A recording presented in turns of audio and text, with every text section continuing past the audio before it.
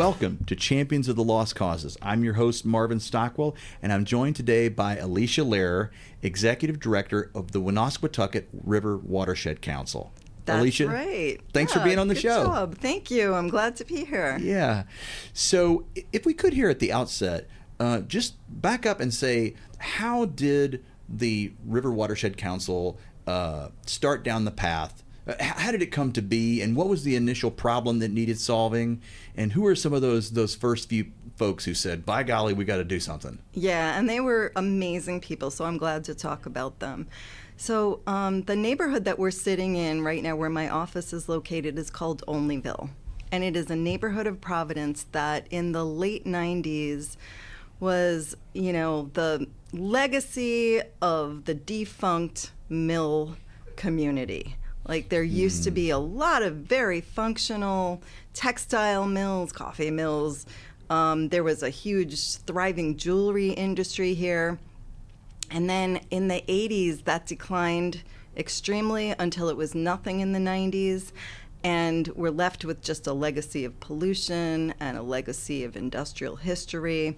And the poorest people in the entire city of Providence are the only ones that are here because this is the only place they can afford to live. And at that time, there was another organization called the Providence Plan. And the Providence Plan was a nonprofit whose sole job was to raise money for things that the city couldn't do on its own, because they're a nonprofit and they could do that. And the chair of the Providence Plan was a guy named Fred Lippitt. And Fred was looking at Olneyville, and he said, wow, these people have like the worst of all possible situations in Providence. They've got the worst deal. They've got the poorest people. They have the least amount of green space. They've got the most pollution. What can we do to improve quality of life for these people in Olneyville? And, when he was talking with his team, they looked out and they saw that there was this river running through Olneyville that almost nobody knew about because it was buried in weeds by that point, and you couldn't even see it. But he said, listen, maybe we can do something around this river and improve quality of life around this river. And so he hired a woman named Jane Sherman to champion this project. And I love that you use the word champions, because Jane, it really does describe Jane extremely well. And when she came into the community, she was so smart about the way that she went about things. She just went to every possible community meeting that she could go to. If something was happening at a library or a church, or there was some, other nonprofit that was hosting things for the public, she would just go and listen. And she would listen to what the issues for people were. And the issues that rose to the top were that people were very unhappy that they didn't have any green spaces or park spaces that they felt safe bringing their kids to. And to get to Roger Williams Park, which is the biggest park in our city and that everybody goes to for all kinds of things, it took 2.5 hours and all kinds of buses. And also, a lot of people living here could not afford to have their own cars, and they needed some alternative routes of transportation. And so the Woonasquatucket Greenway project was born to build more green spaces so that people had park spaces and fresh air and places to play, and alternative modes of transportation. If you don't own a car, how do you get to downtown Providence? How do you get to better paying jobs? How do you, do what you need to do to improve your life? And so that was how the whole idea of the Woonasquatucket River revitalization was born. But then Jane was super savvy, and she knocked on every door of every congressperson. She was like, put your vision goggles on. She was famous for taking people out and doing tours of piles of burnt down mill structures and rubble and saying, think about this as a park space. This could be, you know, a green space instead of a place where everybody's coming to do drugs. And everybody was like, okay, Jane, like, whatever you say, whatever you say. But she did it for long enough that people were like, all right, Jane, we're investing $1 million into one particular burned down mill space structure that was like the worst place in Olneyville, right next to the river. And we're going to make it a brownfield showcase community. And that first $1 million actually came from, I think it was Senator Reed. Oh, no, it was Senator Claiborne Pell. No, it was Senator Reed. Go back. It was Senator Reed. Okay. And after that initial investment, like, everybody was like, okay, well, if you're going to do that, Senator Reed, we're all going to get invested. And they transformed this burned down mill space next to the river into a 12-acre park that's now called Riverside Park, which is a fantastic park. And I mean, I have talked to people who lived through the transformation of that space from when it was a mill to when it was burned down to the revitalization and making it a park space. And they like literally talk to me with tears in their eyes and say, you know, this place became the place where it's 6% of the service area for the police, but it was 90% of the calls for the police at the time. And it was like the place where if you were there for no good reason. And it became the gateway to the Woonasquatucket River Greenway, which is this beautiful, now it's a 7-mile bike path next to the river. Yeah. And it connected to downtown Providence. And it has changed from that 90% of the call area for the police to 6%.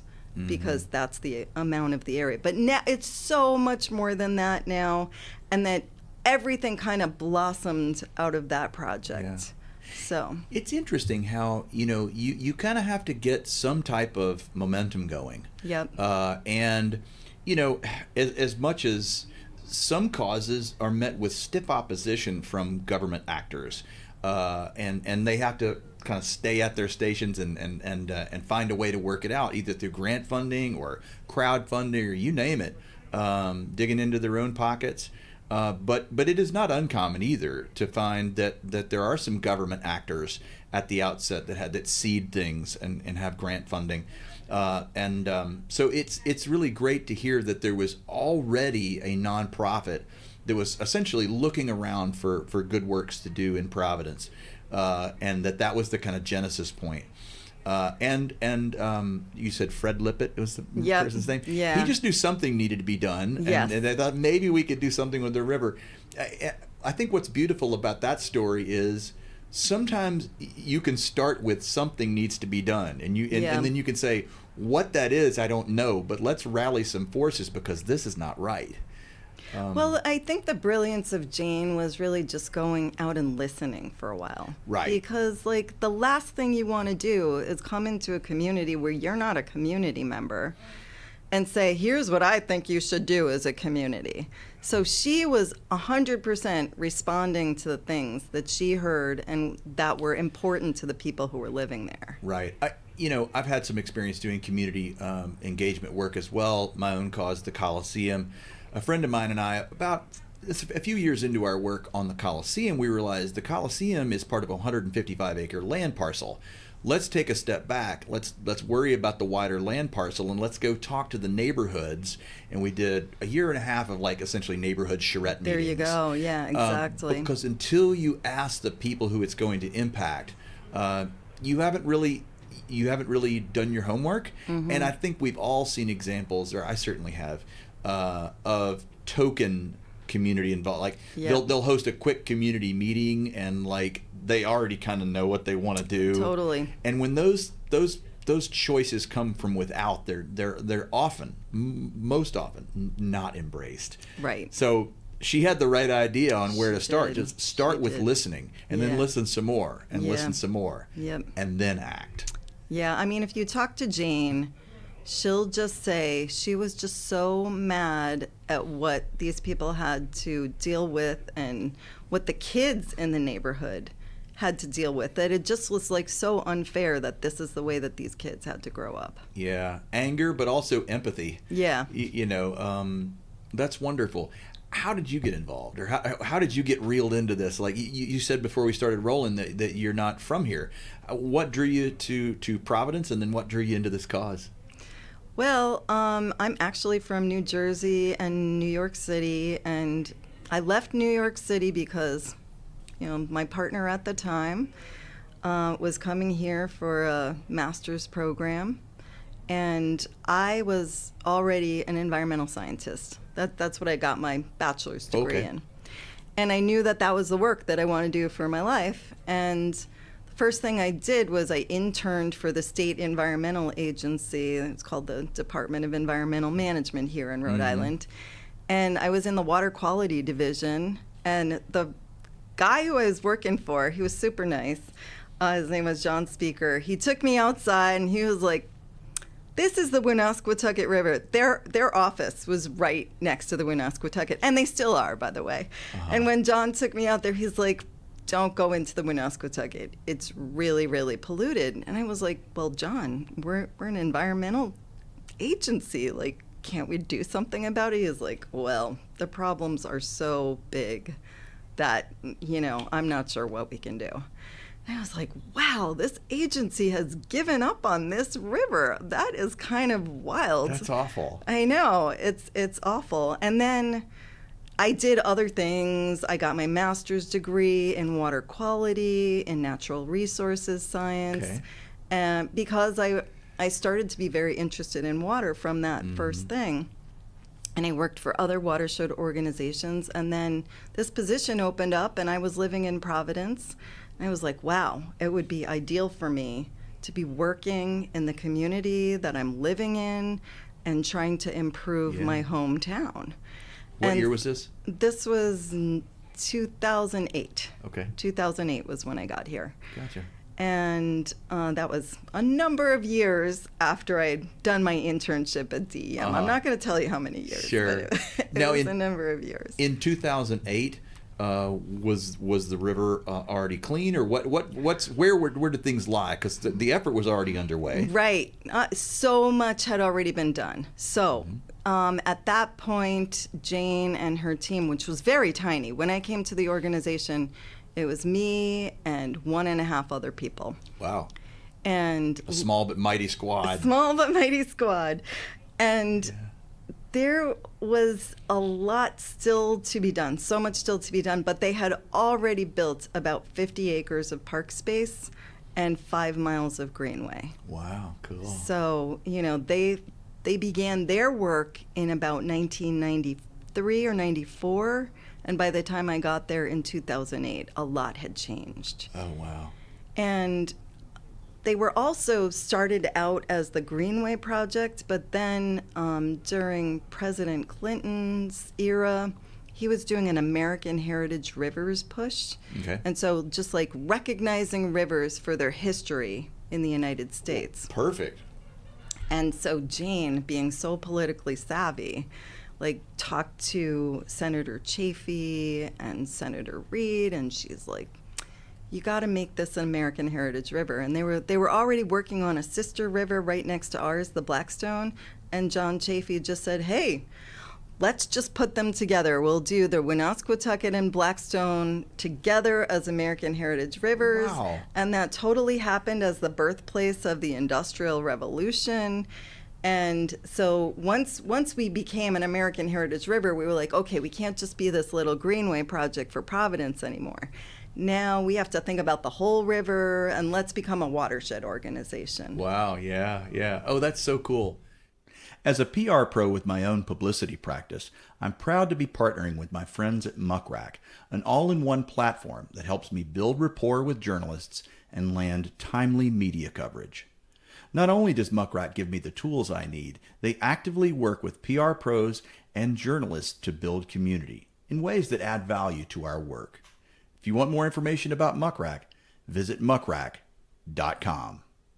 In Memphis, the organization most like the Woonasquatucket River Watershed Council is the Wolf River Conservancy. And so I'm a fan of these issues, and I'm a bike commuter myself, and I love Rails to Trails projects, and also green lines and green ways.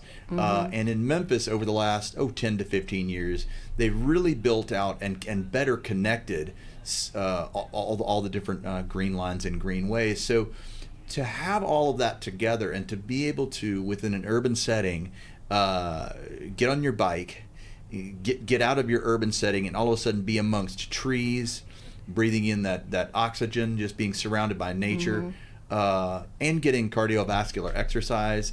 And with the mobility of work, you can send out a bunch of emails first thing in the morning, then ride your bike to the park through the Greenway or Green Line, and then sit up and have a kombucha and look on your phone. It's like it's like this for me in the pandemic. Rails to Trails and riding my bike and being in nature was my salvation. That and thank God I'm the people in my nuclear family, my wife and I have 3 kids, are my favorite people in the world. So if I had to quarantine with them, that was a pretty good unit. It really was. But those 2 things are really what got me through the pandemic. So if I map that over to the value green spaces had to me, and I think we all, mental health rose on everybody's radar after the pandemic. It became, I would say it was already starting to get on a lot of people's radar, but the pandemic really put it on the radar. And I feel like something you said earlier is that, they identified these people didn't have access to green space. They themselves identified it in studies. And other studies have shown that proximity to green space and mental health are connected. So now that people have all these resources, what's been the response from the community? It has been almost like exactly as you said. So I remember when I first came to the organization in 2008, that first section of Greenway and park space had just been built. And Lisa, who is my colleague, who is here from the beginning, really, and she was the project manager. She was the one who was really out there all the time. Yeah. She's now our director of projects.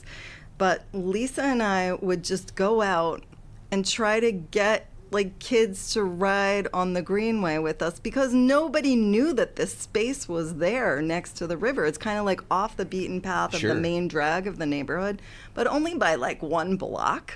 But people were so used to not going down there that we actually had to just go get people and be like, hey, there's this space here. Why don't you come check it out? And we had big community events in the park spaces and just, tried to bring people there. Group rides, perhaps? Did you get? Oh, yeah, we definitely did group rides. And super. Yeah, I mean, in the beginning, it was hard, but now it is such amazing space. Everybody uses it. And the pandemic was triple.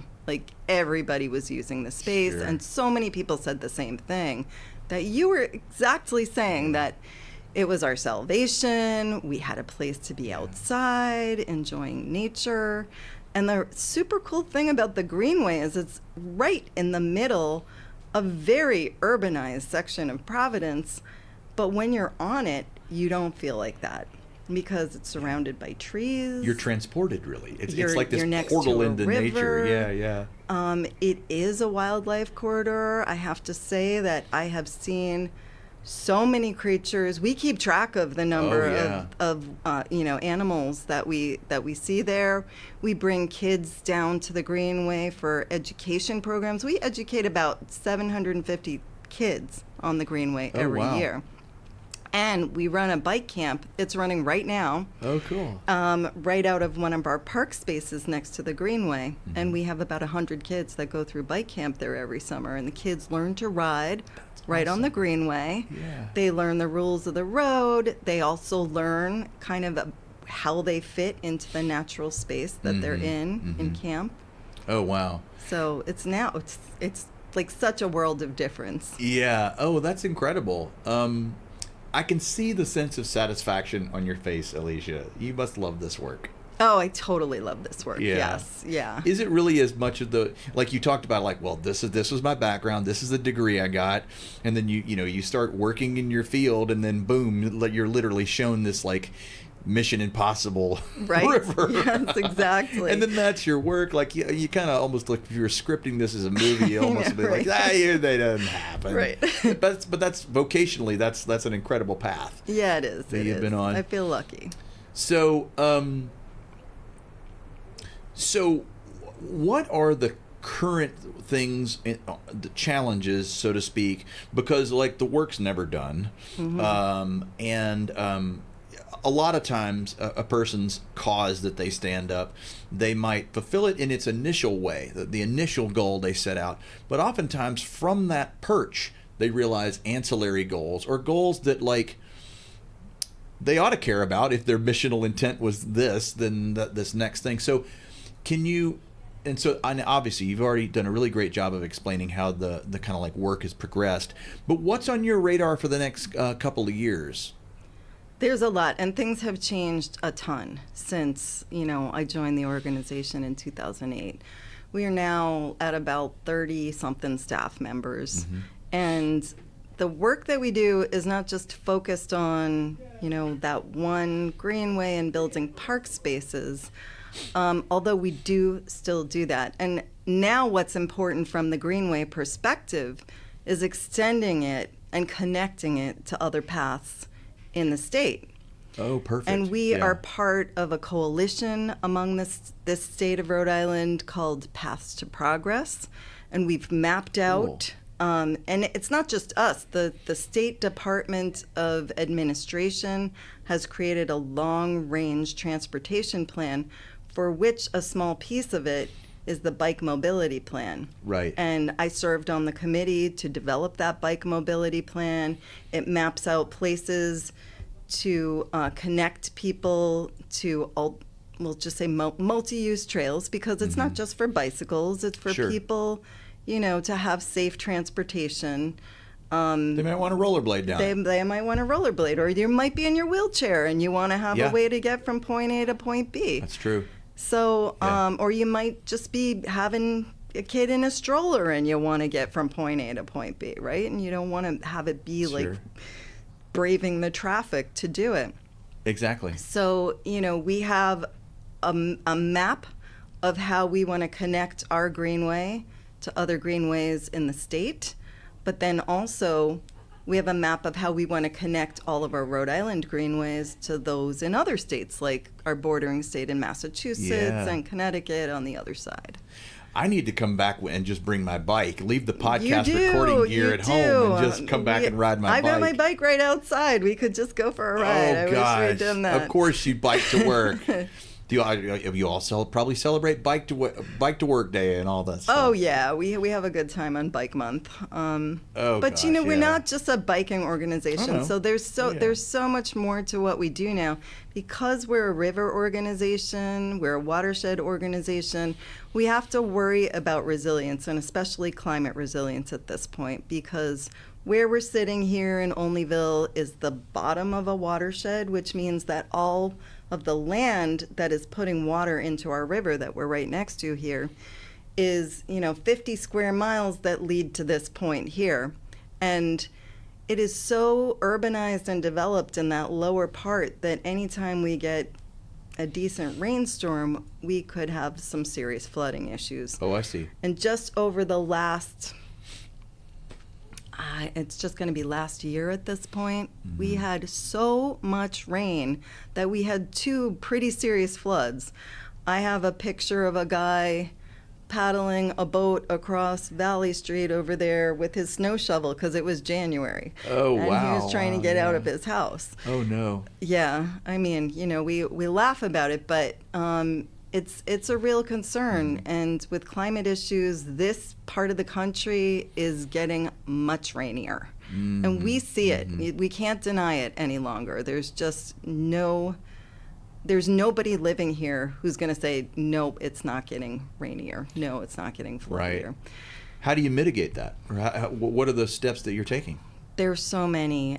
So we're coming at it from a couple of different angles.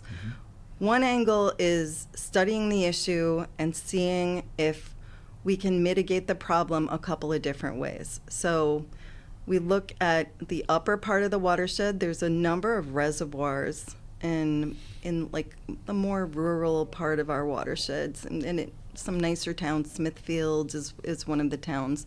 They have some very big reservoirs that the mill owners created to make sure they would always have water in their mills. But now they're just beautiful ponds because we don't have this mill industry anymore. And if we perhaps drop down the level in those ponds, they can create some storage up there. Oh, okay. But then when you come downstream to where we are here, we're looking at ways of maybe taking some of the flood water out of the river, bypassing it in some pipes underground, taking it further down into, Narragansett Bay, where it's not like a populated neighborhood. They were also talking about possibly doing flood walls here, but the size of the flood walls would have to be like 10 to 15 feet.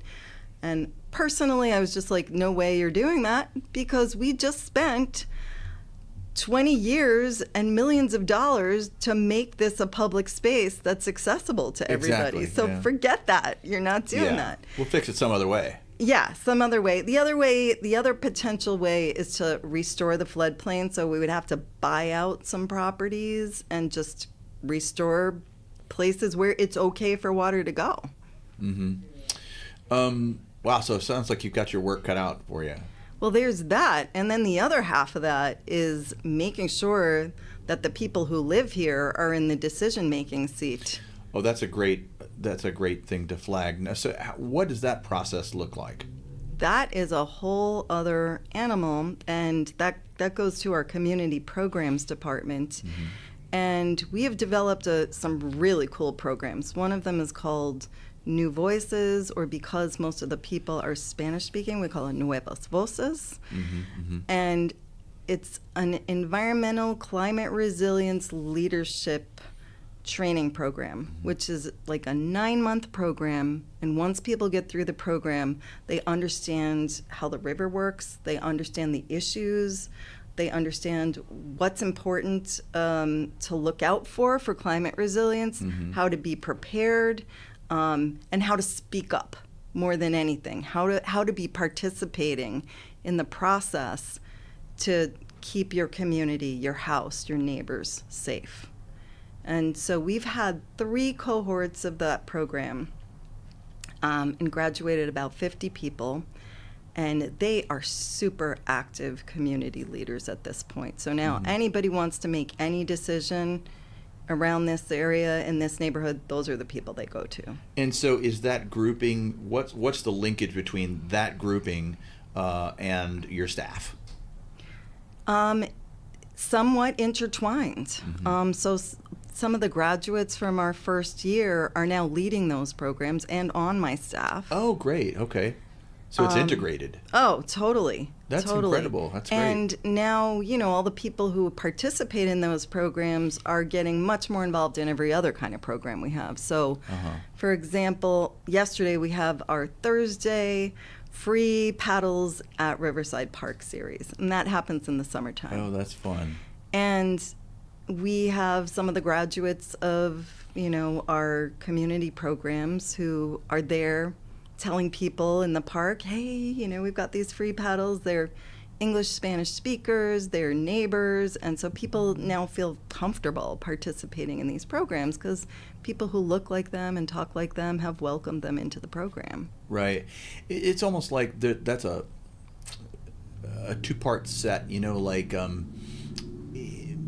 take this back to the original diversity training of the 80s, right? When it was very kind of a token thing, really. The way I remember it as kind of an early 20-something, it was something that was like not a whole lot of people believed in. But you flash forward and you look at the modern, say, DEI work that people are doing now, and it's not just a box to be checked. It's not about tokenism.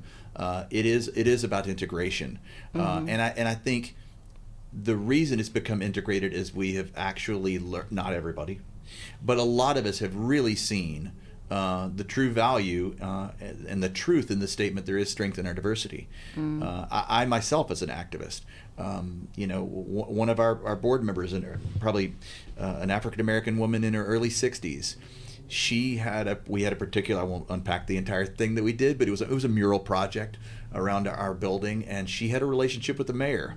And she ended up getting us the access that we needed to put up these murals, let's just say.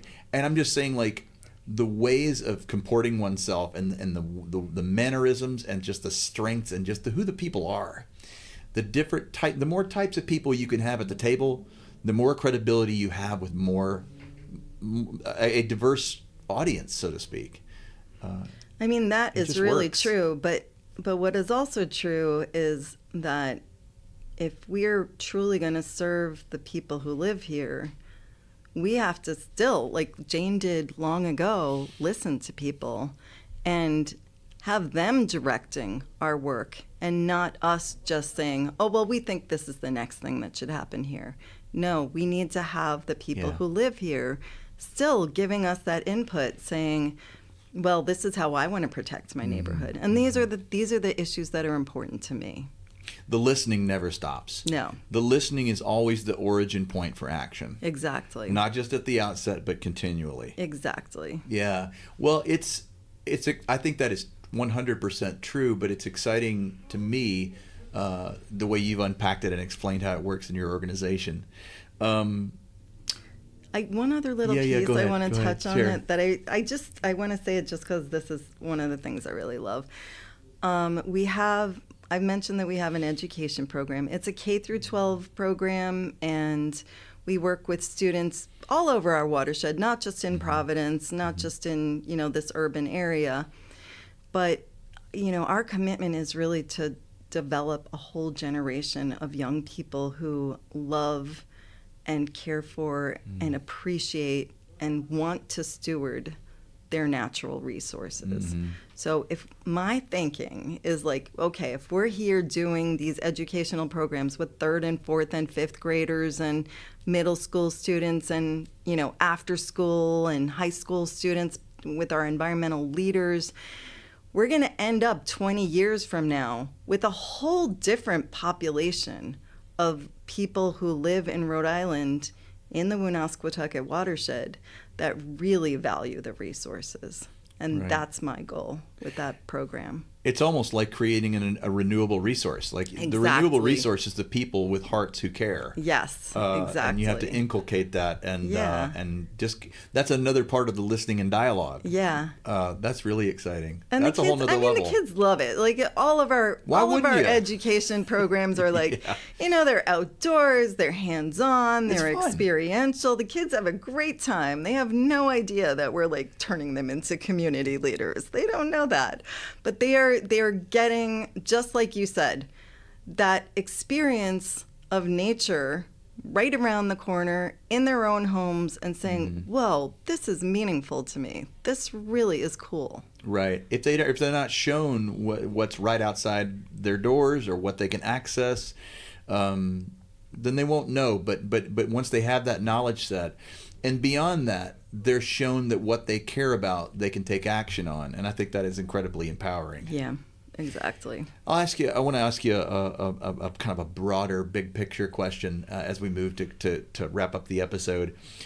What is it about people that, why do we, whatever the cause is, what is it within human beings that give us the capacity to champion causes where the traditional metrics of success and reward don't seem to apply? What is it about human beings? Why do we do that? Well, that's a deep question. I bet you ask that every time, too.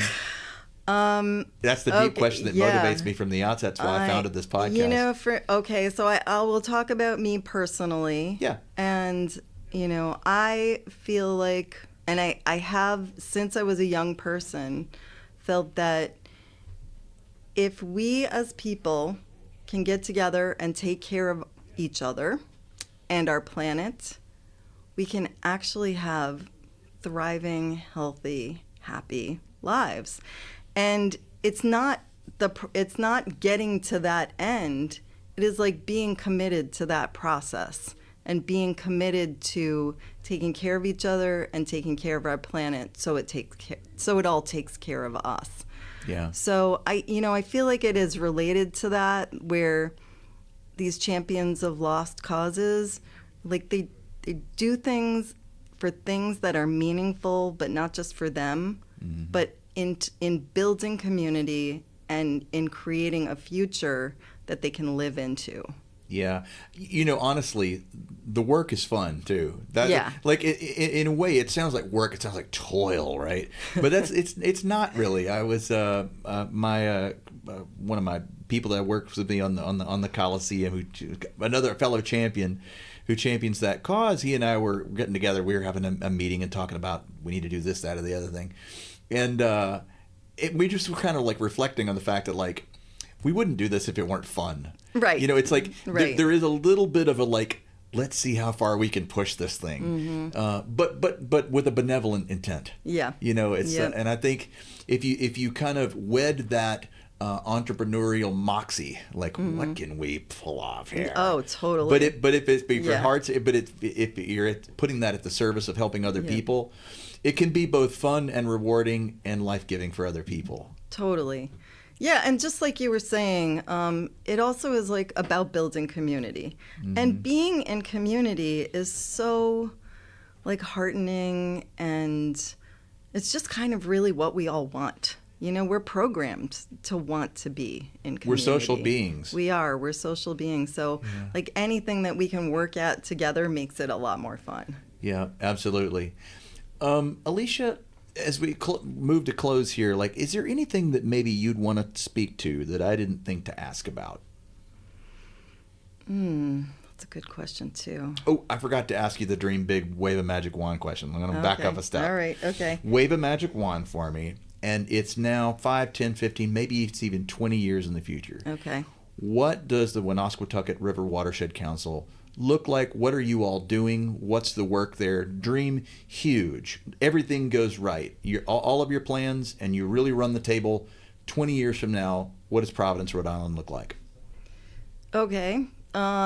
We have very thriving natural resources, public access to those resources. I would love to see, like they do in Portland, Oregon, a float down the river, because it's clean enough to do that. Yeah. Right? That you can use the resources for swimming and fishing. We've got all of our bike paths are connected. We're connected all the way up. Our bike path is connected all the way up to Massachusetts on the north side and down to Connecticut on the south side. Gosh, it's just so much fun to keep thinking about this. We have the people who live in our neighborhoods are the caretakers of our resources. We have young people working for our organization who are our river rangers, and actually that's true now, except that extends throughout our entire watershed. And we have the residents, the people who are here, are strongly leading what's happening in their neighborhood, and they are the workforce who builds those things that they want to see in their neighborhood. Right. And they have thriving families, good wages. They can take care of themselves. They're proud of what they do. That's my big dream. That's a beautiful vision for the future. How can people learn more? Or where can people go? Easy. Okay, www.wrwc.org. Woonasquatucket River Watershed Council, but just wrwc.org. Fantastic. Alicia Lehrer, thank you so much for being on the show today. Well, I really it's a pleasure. appreciate it. Thank you. I'm so honored that you wanted to talk to me today.